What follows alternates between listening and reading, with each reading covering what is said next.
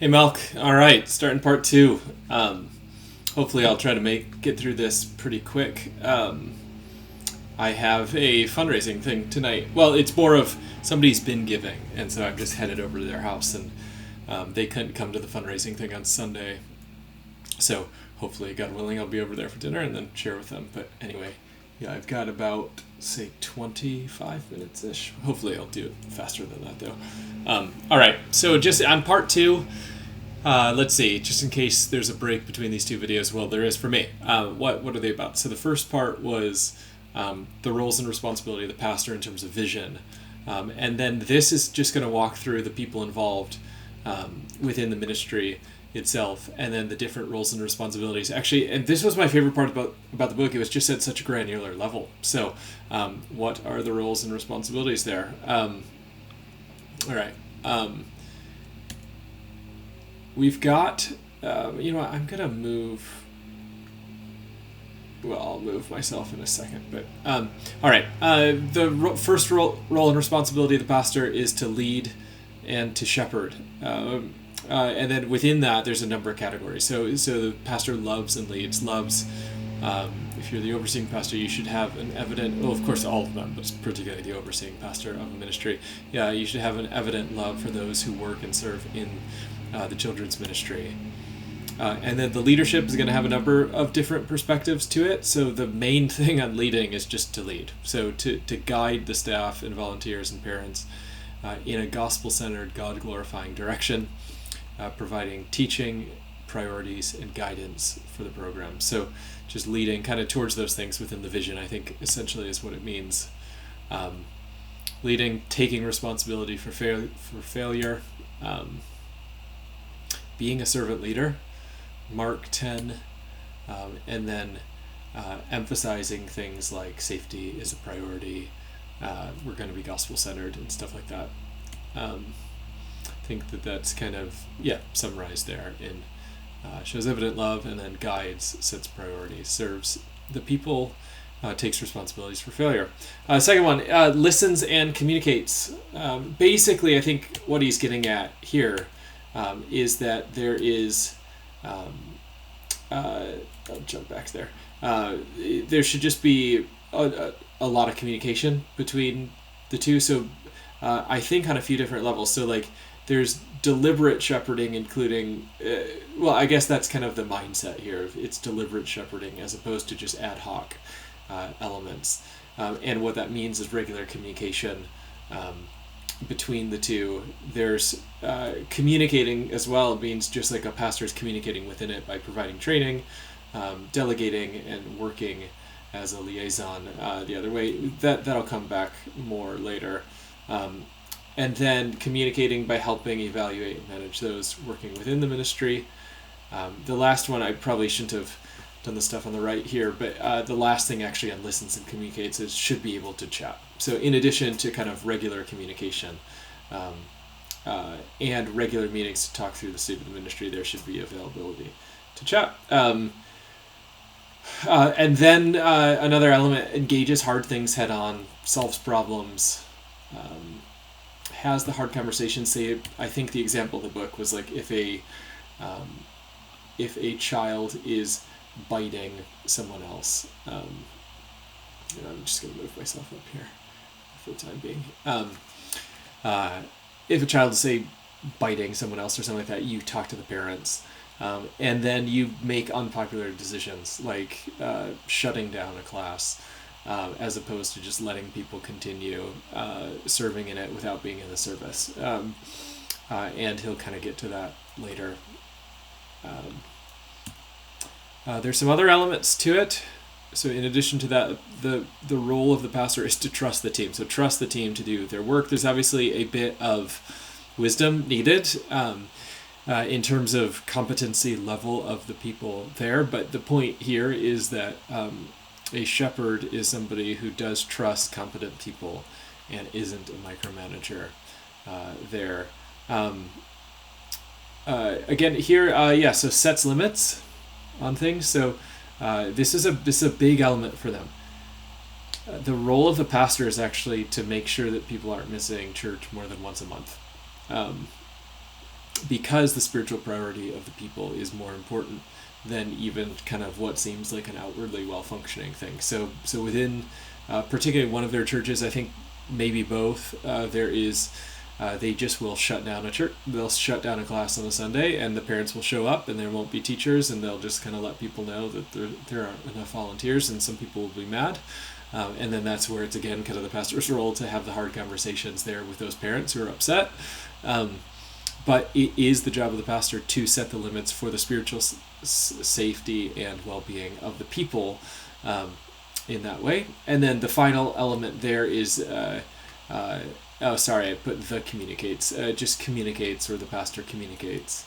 Part 2, this is tying to something that was earlier, of the other sort of communication is the pastor's communicating the issues of the staff to the church leadership team. So this way is kind of like hearing what they're having to say in the meetings, and then raising that to the other people that they might not have day-to-day access to. And then also there's a communication that's not to them or even just from them, but of just kind of publicly casting vision to the congregation regarding the importance of the ministry and why people should serve in it. So there's obviously a few typos in these. I could try to rewrite that element, but hopefully I found that helpful. So I'll just scroll through this one more time just as a quick list. So loves and leads, listens and communicates. At that point, it's mainly about this kind of proactive with the ministry director, a lot of communication about what's happening, and then just kind of being in contact that way, engaging hard things, trusting the team, especially those equipped, and then equipping people if not, but then leading towards that trust, setting limits for people, and then the other aspect of communication of their needs to the other people, and then the vision to the congregation. So that's the role of a pastor in children's ministry. Then there's the role of people involved. Sorry, I'm just reading the slide. Then the second is the children's ministry director, organizes and executes. Now, before even we get to that, and this I'm actually shifting. I'm shifting from the book a little bit. The book was a little bit neater than this overall.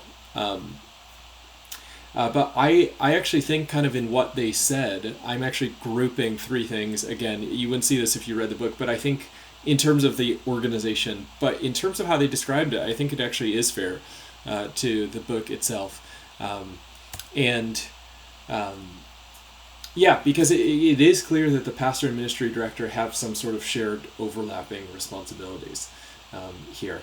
And within those, as I was reading through and thinking through like what that means, because that's a really flexible term.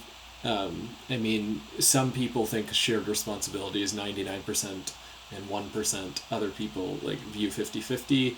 Some people kind of view it as the Wild West, where if it's shared, then I get to do whatever I want in there, and then you can kind of do what's left. If not, there's a lot of different understandings with a word like shared responsibility.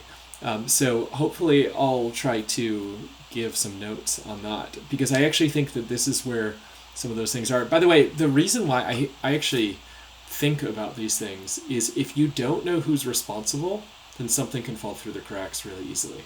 That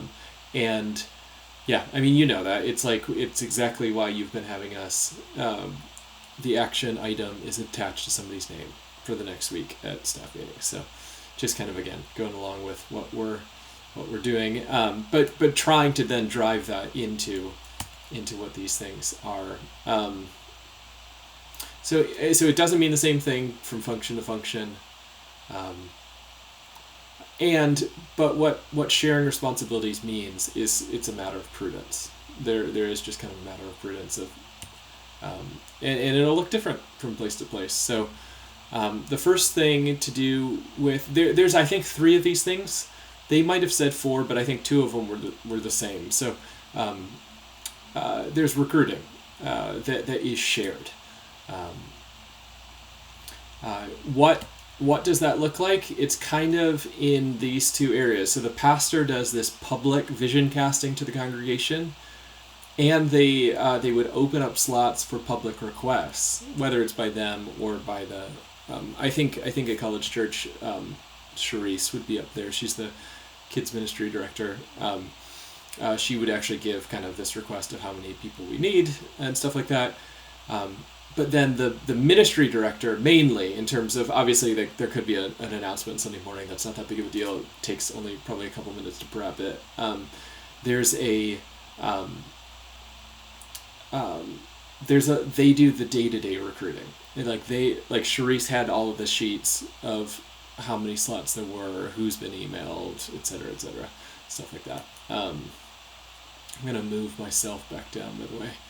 If you ever see me looking up, it's because this program's on the other thing. I could show it to you at some point, but all right. Oh yeah, and then in recruiting too, there's like a shared biblical philosophy of it. They go against the arm twisting, sounding the alarm, or the pay to play forms of recruiting, and then instead we inform, inspire, ask, and pray. Just picking out words from the book there, what they said. The second thing, recruiting training.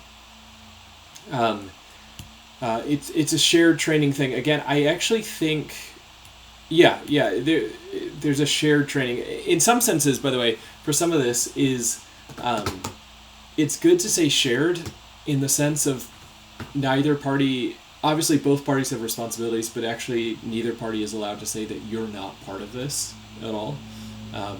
And it could happen in both ways, I'm sure, depending on who's kind of the more zealous or kind of like aggressive person in those ways. And I don't know exactly how it works at College Church. It kind of doesn't matter, really. I mean, it's just...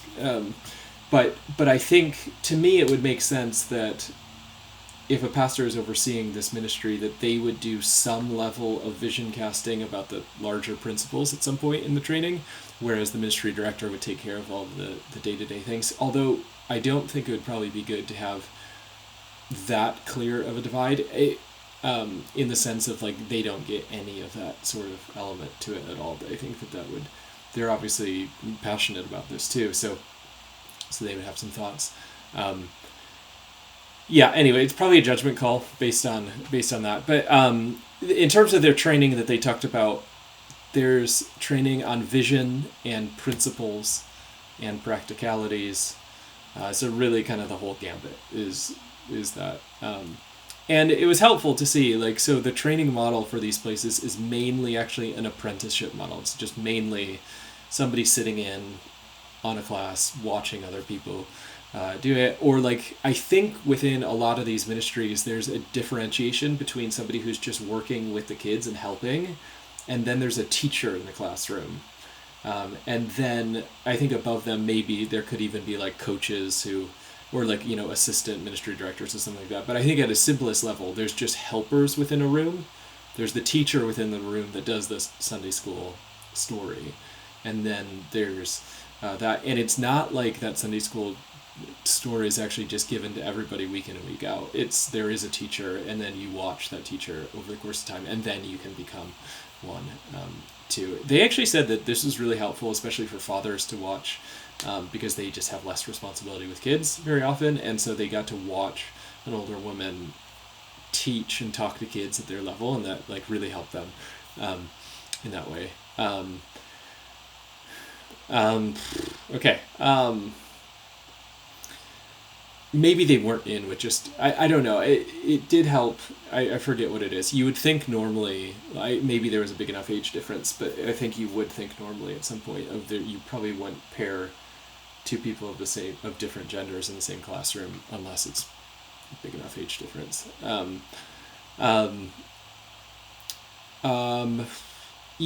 other than that, there is a bit of other stuff that's pretty typical. You've probably read it on the screen by this point, but things like one-time model teaching, weekly reminders, etc., etc. And then the pastor and the ministry director, so they're both involved in recruiting. But really, on that one, the day-to-day is, at least in the book, like, it is the ministry director's job to do that. It's just to say that the pastor recruits that public aspect and then can help in emergencies, especially for the sake of encouraging the person. And then there's training. And then the final one is nurture and retain. I think that this one was one of the ones that's like most heavily actually in the ministry director's job, but probably the pastor should be involved. It makes sense for these elements to of what's actually in it, that the pastor would be involved to some degree as well. But really, it does seem like the ministry director is kind of doing probably most of this, in the sense that the first one, by nurture the people, it does mean like kind of a personal care of checking in with them outside of the ministry, but there is some level of just nurturing as they're ministering, if that makes sense. So like the examples given were, is somebody discouraged in their role? Were there expectations that we offered as a church that aren't the same as the reality that they're actually facing? I think the opposite of nurture was send somebody to a room and then never ask them again how things are going. It's just kind of the opposite of that. The other aspect of nurture and retain is this kind of proactively helping people take the next step on the path from worker to teacher, teacher to coach. That coach element, again, you're probably dealing with churches that are, 2,000 people. And then, because the coaches essentially could kind of watch different rooms to make sure that the gospel is being taught. Because again, one of the job responsibilities of the ministry director will be to make sure that, and we'll get to that, is to make sure that the teaching, like kind of the vision that was presented by the pastor, he's leading people into it, they're training people for it. But this ministry director is the person who's doing that. Sometimes I think they might do it via coaches. In that way. And then, the last thing on nurture is, again, this protecting the spiritual well-being of people in your church. Let me move myself real quick. Maybe I'll just stay there. Protecting spiritual well-being of people within the church by not letting them miss a service more than once a month. And it'll be a huge battle because a lot of people talk about how they're always short on this. The other people involved is the congregation, and what the congregation does is they maintain the ministry. Really, the difference here is this could expose some things. If a congregation views themselves as consumers, then they'll just show up and only expect goods to be provided to them, and whereas organs in a body do the work. And it's funny, some pastors talk about how when they ask people about their spiritual gift, all these, I think I'm remembering this right, but I don't think I'm making it up, but they'll talk about how a lot of people, like nobody ever just mentions service is my gift, even though that's like the one that's specifically stated, whereas things like, well, there's a lot of things that we say that just aren't actually listed. And the problem is that they're actually not even in the same categories as the things that are listed. But obviously there are some flexibility. But the thing is, a lot of people they were like, if you just listen for a bunch of years as to what people are, they just won't say service, which is sad but telling in those cases. Maybe it'll change in the future. The other element too, I think here that's kind of important, is this constant shepherding towards the church as a body of people versus the church as a brand or as a organization. Because there again, it makes sense. If the church is a body of people, it's the body of people that then maintains the ministry. But in your mind, if the church is a brand or an organization that I then attend and go to, well, that organization needs to then maintain and keep this ministry going, where it's, this is probably work on the pastor to lead towards that kind of better ecclesiology, which then leads towards a number of other good things. The last thing is parents. I was running short on time, so I didn't do anything with that. There's a page, but we can talk about it again at the point of this. I think really kind of these conversations, just to finish off, it does seem like my goal in them is to get us thinking about and kind of just do the grunt work behind what does it look like for the pastor and the children's ministry director to work together, and then from there, what does it look like for the pastor and the small group leaders to work together? What does it look like for the pastor and again, kind of these modified small groups of university ministry and graduate student ministry? What does that look like? So maybe a good thing on this is if you just want to, I feel like I've taken it here. If you want to, we should probably, I think probably what would be most helpful for, like, in terms of, like, so for you, I think again, like, you know yourself far better than me, but, like, if you want to just sit down and write things that you liked or write things that you didn't, frankly, even, or just voice record things that you like or things that you didn't like, in this, things that you would see differently, then we could maybe then have a chat about the things that are different. I'm on board, frankly, probably, I would say, with most of this. Again, it's some people's perspective. There can be a widening, broadening thing, and I'm sure this thing could be sharpened. Maybe there's other elements that we need to include. But I find a lot of this to be fairly compelling, and just kind of expanding out. Really, it kind of comes down to, and this is probably the last thing I'll say, it kind of comes down to that understanding of what a pastor is as one who leads and shepherds. Like a pastor is a overseer, is a leader, is a shepherd in that way. So therefore, kind of for those core elements, leading out in that way. And then the children's ministry director is the one who, or really kind of the director is the one who then executes on that within given the direction. So so share your thoughts, see what you, tell me what you think, and I think hopefully, let me know even about the format and if you like this sort of thing. So awesome, brother. I'll see you.